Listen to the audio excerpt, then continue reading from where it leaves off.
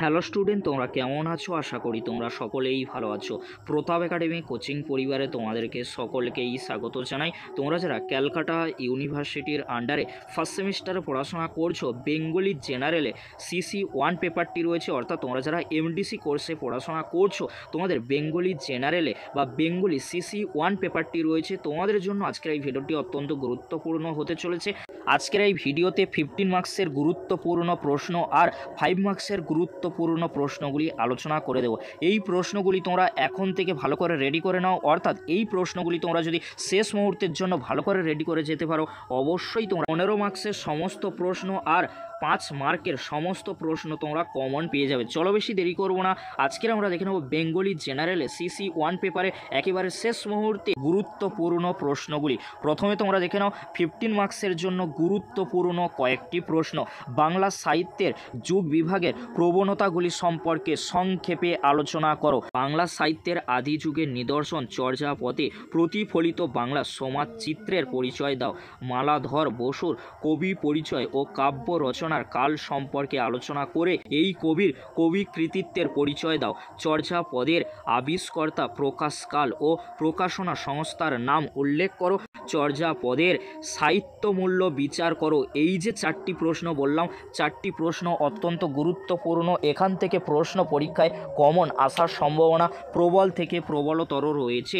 পরবর্তী প্রশ্ন কি রয়েছে তোমরা দেখে নাও। বাঙালির সমাজ জীবনে চৈতন্যদেবের অবদান সম্পর্কে আলোচনা করো। ভারতচন্দ্রের আবির্ভাব কালের পরিচয় দিয়ে তাঁর কবি প্রতিভার মূল্যায়ন করো। শাক্ত পদাবলীর কবি হিসাবে কমলাকান্তের কবি প্রতিভার বিশিষ্ট ভার ক্ষেত্রগুলি চিহ্নিত করো। শ্রীকৃষ্ণ কীর্তন কাব্যের রচনাকাল ও বিষয়বস্তুর সংক্ষিপ্ত পরিচয় দিয়ে বাংলা সাহিত্যের ইতিহাসে কাব্যটির অভিনবত্ব আলোচনা করো। এই প্রশ্নগুলি 15 মার্কের জন্য অত্যন্ত গুরুত্বপূর্ণ। অবশ্যই তোমরা এই প্রশ্নগুলি তোমরা শেষ মুহূর্তের জন্য 15 মার্কের জন্য ভালো করে দেখে যাও। অবশ্যই তোমরা এখান থেকে সমস্ত 15 মার্কসের প্রশ্নগুলি পরীক্ষায় কমন পেয়ে যাবে। এক্সট্রা প্রশ্নগুলি রয়েছে, তোমরা দেখে নিতে পারো, আমি আলোচনা করছি না। প্রশ্নগুলি কিন্তু গুরুত্বপূর্ণ রয়েছে 15 মার্কের জন্য। এই যে 15 মার্কের জন্য আমি এক্সট্রা প্রশ্ন রেখেছি, এগুলিও কিন্তু অত্যন্ত গুরুত্বপূর্ণ রয়েছে। যদি তোমরা পারো অবশ্যই দেখে যেতে পারো। এবারে তোমরা দেখে নাও 5 মার্কসের জন্য গুরুত্বপূর্ণ মাত্র কয়েকটি প্রশ্ন। এই প্রশ্নগুলি তোমরা শেষ মুহূর্তের জন্য দেখে যাও। এখান থেকে তোমরা 100% প্রশ্ন পরীক্ষায় কিন্তু কমন পেয়ে যাবে। প্রশ্নগুলি তোমরা দেখে নাও। চর্যাপদের ঐতিহাসিক গুরুত্ব সম্পর্কে সংক্ষেপে লেখো। শ্রীকৃষ্ণ কীর্তন কাব্যের আবিষ্কার ও প্রকাশ সম্পর্কে সংক্ষেপে আলোচনা করো।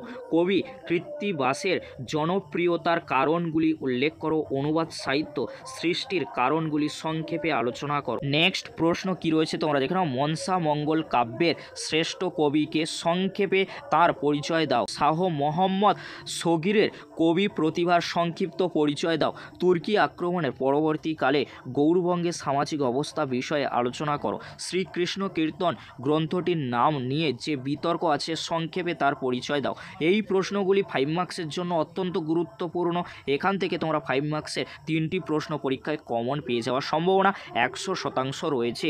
এবারে তোমরা দেখে নাও 5 মার্কসের জন্য কয়েকটি এক্সট্রা প্রশ্ন। এই এক্সট্রা প্রশ্নগুলি তোমরা অবশ্যই দেখে যাবে, কারণ প্রশ্ন কঠিন হলে এখান থেকে কিন্তু প্রশ্ন পরীক্ষায় কমন আসতে চলেছে। প্রশ্নগুলি আমি আলোচনা করছি না, তোমরা এক্সট্রা প্রশ্নগুলি ভালো করে দেখে যাবে শেষ মুহূর্তের জন্য। এবারে তোমরা দেখে নাও 5 মার্কসের জন্য কিছু টিকাধর্মী প্রশ্ন, যে প্রশ্নগুলি টিকাধর্মী হিসেবে 5 মার্কসের জন্য আসতে পারে। চণ্ডীমঙ্গল বাংলা সাহিত্যের যুগ বিভাগ, গোবিন্দ দাস লোর চন্দ্রানী, বাংলা ভাষার উদ্ভব জ্ঞান দাস, সন্ধ্যা ভাষা বিদ্যাপতি। এই প্রশ্নগুলি তোমরা শেষ মুহূর্তের জন্য 5 আর 15 মার্কসের জন্য দেখে যাও। অবশ্যই তোমরা এখান থেকে সমস্ত প্রশ্নগুলি পরীক্ষায় কমন পেয়ে যাবে। আজকের এতটুকু, পরবর্তীতে দেখা হচ্ছে নেক্সট ভিডিওতে। ভিডিওটি দেখার জন্য তোমাদেরকে অসংখ্য ধন্যবাদ।